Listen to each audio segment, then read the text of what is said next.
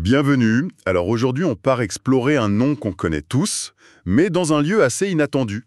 Nagasaki. Oui, mais attention, pas la ville portuaire, hein. Exactement, non. Là, on parle d'un quartier de Tokyo, en fait, dans l'arrondissement de Toshima.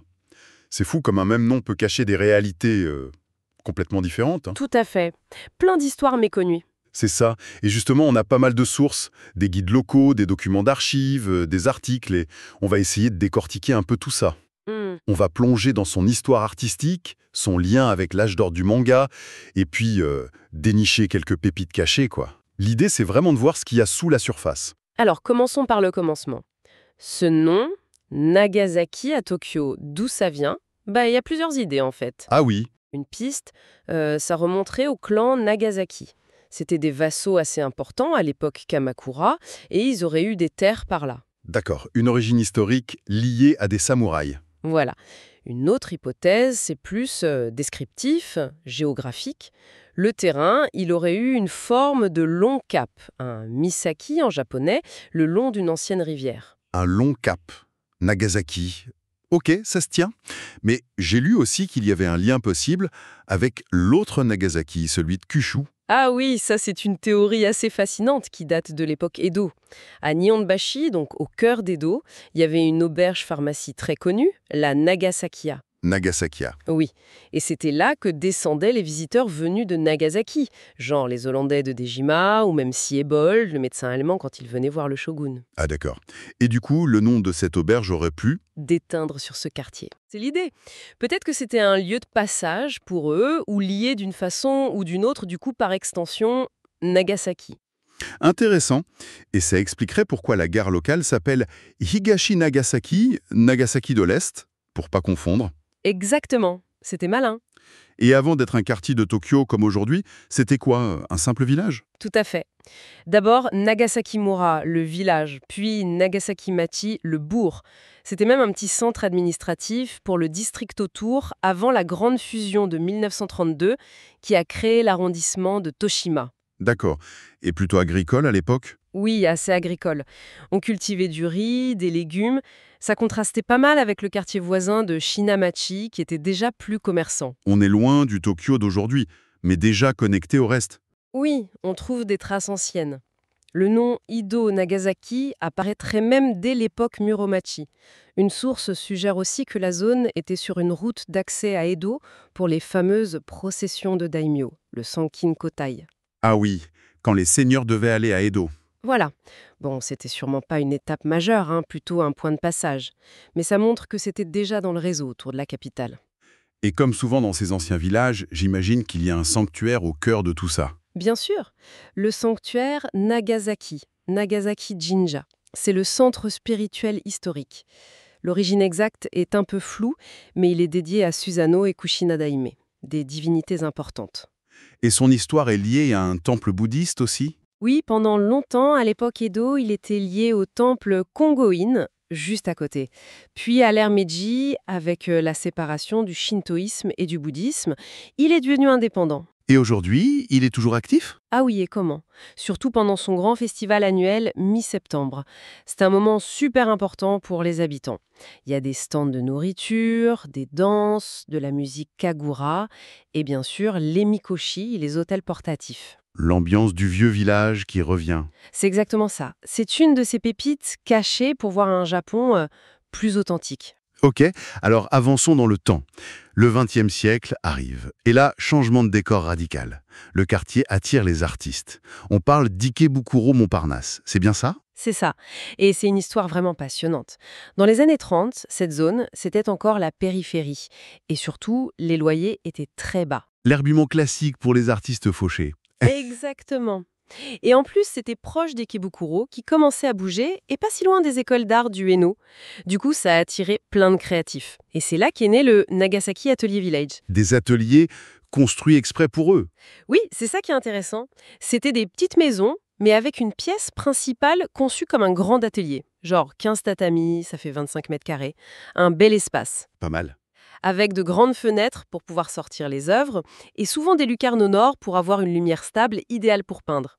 Par contre, Par contre, le reste de la maison devait être minuscule.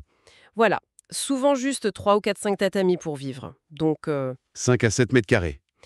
vraiment, la vie de bohème, hein. La vraie vie de bohème, ouais. Pauvreté, mais passion, j'imagine. Tout à fait. Les sources parlent d'une vie très simple, mais hyper intense. Ça discutait ferme sur l'art, la société, le soir dans les cafés d'Ikebukuro. Il y avait une émulation incroyable entre peintres, sculpteurs, poètes. Et ce nom, Ikebukuro Montparnasse, C'est le poète Oguma Hideo qui a popularisé ce nom, en référence au quartier parisien, bien sûr. Lui-même a vécu et est mort dans le coin, à Chiaya. et il y a des noms connus qui sont sortis de ce milieu, des artistes marquants. Ah oui, plusieurs. La figure un peu emblématique, c'est Kumagai Morikazu, un peintre assez singulier, un peu ermite. Son ancienne maison est devenue un petit musée très touchant. D'accord. Il y avait aussi Terada Masaaki, qui était un peu un mentor pour les plus jeunes, ou le couple Maruki Iri et Toshi, célèbres pour leur grande peinture sur Hiroshima. Eux aussi ont vécu dans un de ses ateliers, et plein d'autres noms. Aimitsu, Katsuragawa. Et cet esprit, cet héritage, on en trouve encore des traces aujourd'hui. Oui, bien sûr, avec le musée Kumagai Morikazu, mais il y a aussi un événement annuel, Ikebukuro Montparnasse Kayu Bijutsukan. C'est une sorte de musée d'art itinérant qui essaye de faire revivre cet esprit créatif dans le quartier. Sympa. C'est un aspect d'Ikebukuro et ses environs qu'on connaît moins, finalement. Exactement. Donc, ce terreau artistique un peu bohème, ça a préparé le terrain pour la vague suivante de créatifs qui allait marquer l'histoire. Je pense au mangaka. Le lien est assez direct, oui. C'est dans cette atmosphère, et juste à côté, à Minami Nagasaki, qu'a existé un endroit devenu mythique, l'appartement Tokiwaso. Tokiwaso? Ah oui, là on parle de légende. Carrément. Pour les fans de manga, c'est le nom. Imagine un peu.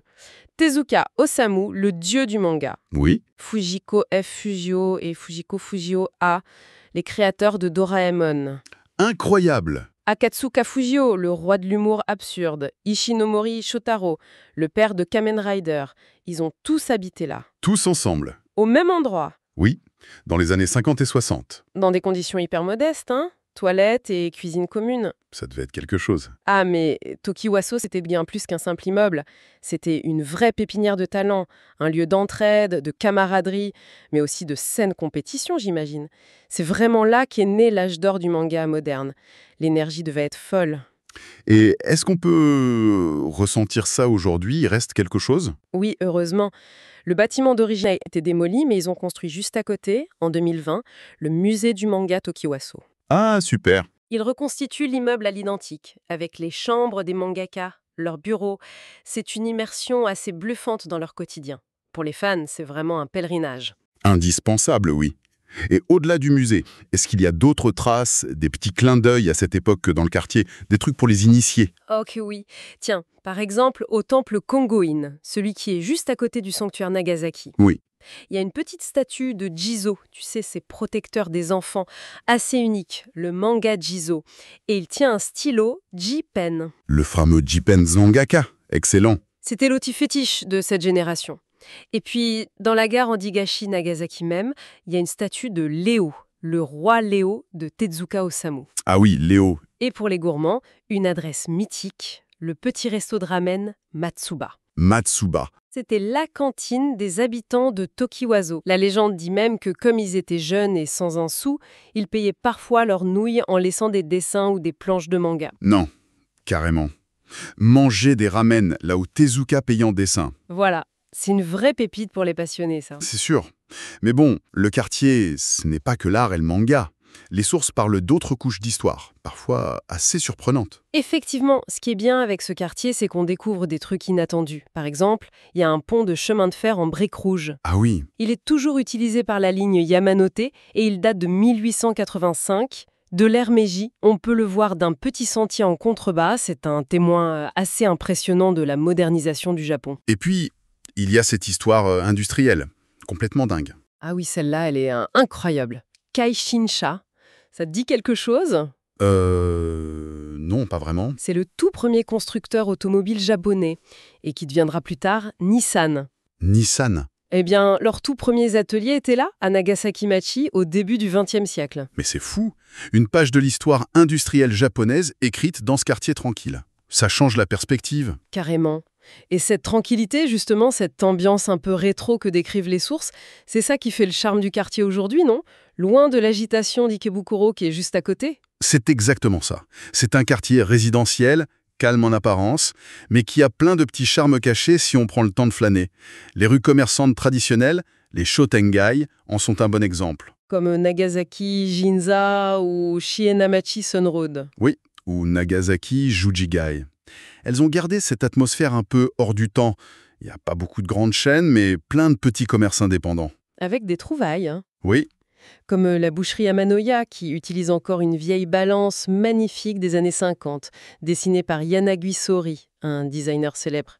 Ou une boutique comme Mikane Kodo, qui vend des objets rétro, de l'art, et dont le proprio a des liens avec le monde du manga. Ça fait le pont entre les époques, c'est sympa. le quartier a l'air aussi d'être un bon plan pour les amateurs de café et de bonne bouffe pas chère, hein. Absolument. Il y a une concentration étonnante de vieux cafés, genre Coffee Olive, Hikaru Kiro Coffee. Parfait pour une pause tranquille. Et côté salé, Près de la gare de Shinamachi, il y a Nanten. C'est un petit resto d'udon où on mange debout. Très réputé pour son Nikko Udon, l'udon à la viande, et un truc original, l'udon au chou. udon au chou, tiens donc.